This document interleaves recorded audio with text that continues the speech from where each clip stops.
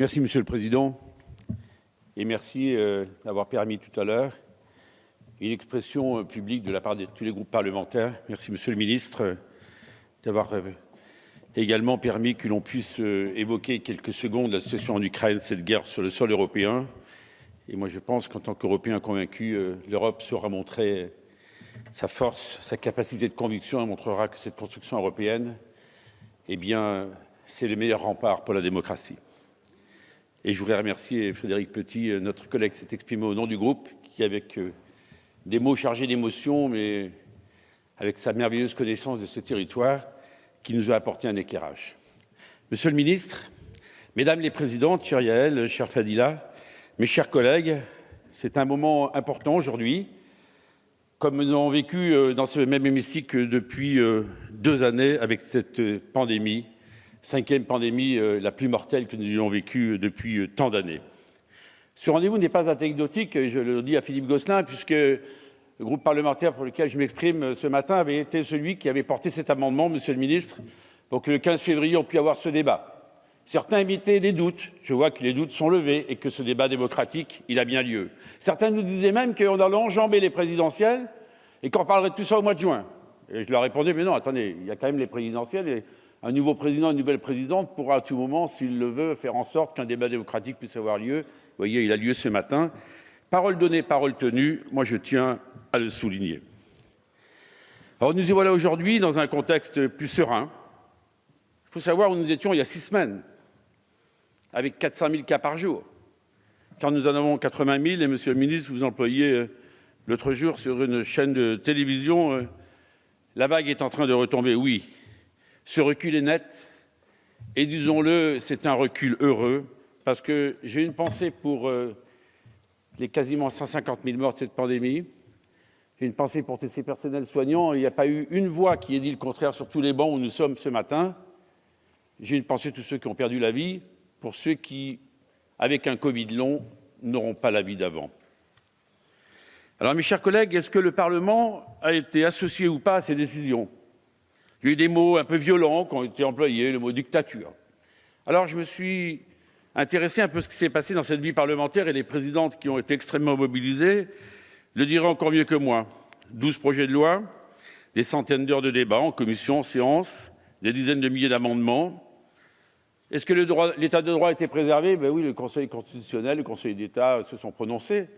Donc chacun sait que ce sont eux qui disent le droit et nous disent s'il a été ou pas garanti. Et puis je me souviens même d'une commission mixte paritaire, je regarde la présidente de la commission des lois, où tout le monde disait qu'on n'y arriverait pas sur le pass sanitaire. Et puis, avec de l'intelligence collective, on y sommes arrivés au Sénat, après de longues heures, vers 23h30, à faire en sorte qu'un soir du mois de novembre, eh bien, sur ces bancs, l'esprit de responsabilité est au rendez-vous. Et puis, sur le débat démocratique, eh bien, écoutez, j'ai fait un compte sur les 5 années de cette législature, 170 questions d'actualité au gouvernement sur la seule pandémie. Est-ce que vous avez regardé dans la Ve République s'il y avait un autre sujet qui avait autant, entre guillemets, vampirisé les questions d'actualité au gouvernement ? Les instances scientifiques ont naturellement été associées à chaque fois, en France, c'est un pays démocratique dans lequel il y a une haute autorité de santé, dans lequel on ne fait pas ce qu'on veut, même lorsqu'on est ministre. Le Conseil d'orientation de la stratégie vaccinale, 55 avis. J'ai voulu regarder à nouveau tout cela parce que c'était important qu'on le redise ce matin.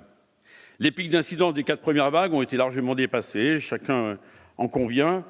Et heureusement, et j'espère que cet Omicron, d'ailleurs, vous vous souvenez que dans les débats du mois de décembre, on ne savait pas si oui ou non, avec ce nouveau variant, il allait tous nous submerger, parce qu'on sait que lui, il se transmettait beaucoup plus vite, et les chiffres l'ont prouvé, mais sur le côté pathogène, il n'y avait pas beaucoup de voix qui s'élevaient pour nous garantir qu'il n'y aurait pas un rendez-vous dramatique.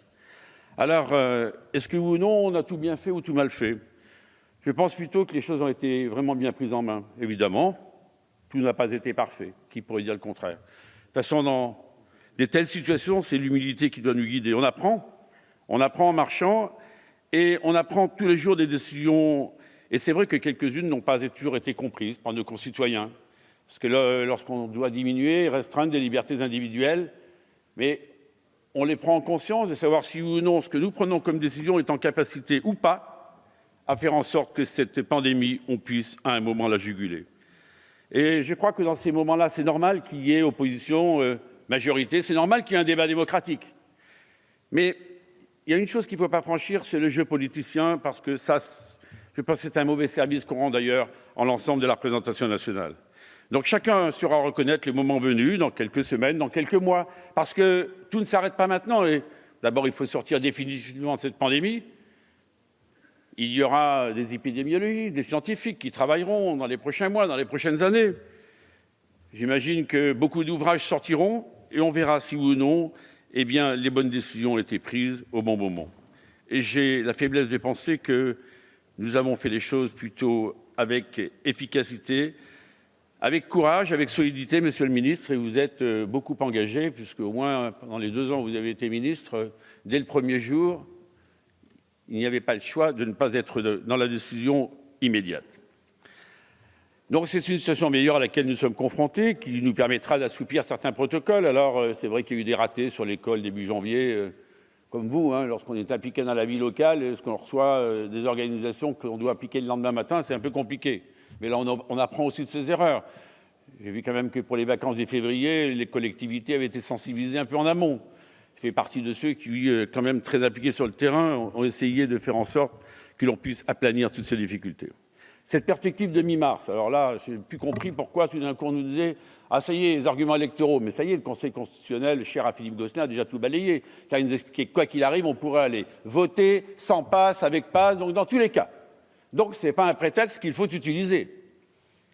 Moi, je pense que ceux qui savaient le 15 décembre, ici même, qu'on pourrait desserrer les taux au mois de février, j'adore Astérix et les druides, mais manifestement, je n'arrive pas à m'y retrouver. Ou alors il y a un épisode que j'ai dû louper.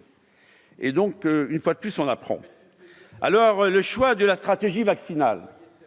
Vous avez dit tout à l'heure, chers collègues, il fallait mettre la vaccination obligatoire. Alors, dis donc, j'ai rencontré les antivax, il n'y aurait pas eu assez de force de l'ordre pour les prendre entre 2 gendarmes, leur expliquer non, moi je suis pour la conviction. Et il faut reconnaître que le pass sanitaire et le pass vaccinal, je l'ai vu en tant que professionnel de santé. Vous n'êtes pas d'accord, c'est un désaccord assumé. Mais j'ai vu combien ils étaient demandeurs. Quand j'ai vu des jeunes de 16 ans, 17 ans venir me dire « Mais moi, je vais me faire vacciner parce que je vais aller avec mes copains au cinéma ou dans des activités », et qu'on a ici même donné une liberté vaccinale dès l'âge de 16 ans, donc une nouvelle liberté accordée à des jeunes, parce que j'ai vu que pour le permis de conduire, une candidate que vous soutenez, vous l'êtes donnée à 16 ans, donc je me dis qu'à 16 ans, ce n'est pas un âge rédhibitoire, bien au contraire. Je vais vous dire, mes chers collègues, que ce choix vaccinal, c'est un bon choix. Et dans un pays dans lequel le coût de la vaccination a été pris intégralement en charge par l'État, et dans le coût des tests, 95%, et je suis bien placé pour le savoir, a été pris en charge par l'État. 95%. Parce que sinon, on trouve toujours la possibilité d'avoir un médecin qui fait une prescription. On ne va pas se raconter d'histoire entre nous. Donc, vous dire vraiment qu'il y a eu des choses importantes qui ont été faites, et alors on apprend. Alors, la logique, le triptyque, c'était tester, alerter, protéger. Le groupe démocrate auquel j'ai l'honneur d'appartenir vous propose un nouveau triptyque, Monsieur le Ministre, pour la suite. Apprendre, préparer, anticiper. Parce qu'on a vu des fragilités du système de santé. On a vu des professionnels terriblement engagés. Il y a eu la réponse du Ségur, mais il ne faudra pas s'arrêter là parce qu'on sait qu'on a encore des faiblesses. Moi, j'ai une pensée aussi pour ceux qui, à un moment, nous expliquaient que le RNA messager était dangereux. Au moment où François Gros vient de décéder, un des découvreurs de l'RNA messager. Connu depuis 30 ans pour ceux qui connaissent un peu la médecine, et c'est RNA messager qui, au contraire, apporteur de bonnes nouvelles pour bien d'autres pathologies. Donc nous avons su réagir avec résilience, avec abnégation, et surtout nos concitoyens ont compris très majoritairement le sens des décisions que nous avons prises collectivement. Une fois de plus, il y aura de nouvelles pandémies. Donc la seule question, c'est de savoir si oui ou non, on n'aura pas un jour une commission d'enquête dans laquelle on nous demandera pourquoi on a détruit 900 millions de masques. La seule question, c'est de savoir si oui ou non, on n'aura pas une commission d'enquête dans laquelle on rejette un vaccin sur 2, comme on l'a fait avec H1N1, et je n'ai pas oublié, j'étais là et j'étais dans la commission d'enquête parlementaire. La seule question est de savoir si ou non on aura mieux armé nos lits de réanimation et qu'on ne sera pas obligé d'arrêter le pays parce qu'on n'a pas assez de lits de réanimation. Et ceux qui nous ont mis des ondames à 2% pendant des années et des années, il ferait bien quand même de regarder leurs classiques et de voir combien on a mis pour l'année 2022. Donc pour ces raisons, mes chers collègues, Monsieur le Ministre, merci de votre engagement. C'est difficile cet exercice, bien sûr, mais je crois que l'ensemble des parlementaires, dans le respect de nos différences naturelles, et moi je respecte une fois de plus, je le dis à cette tribune, les antivax, mais il faut comprendre une chose. Lorsque la vie est en jeu, l'essentiel doit être fait, Et je pense franchement que nous pouvons être fiers de ce que nous avons fait tous ensemble. Merci.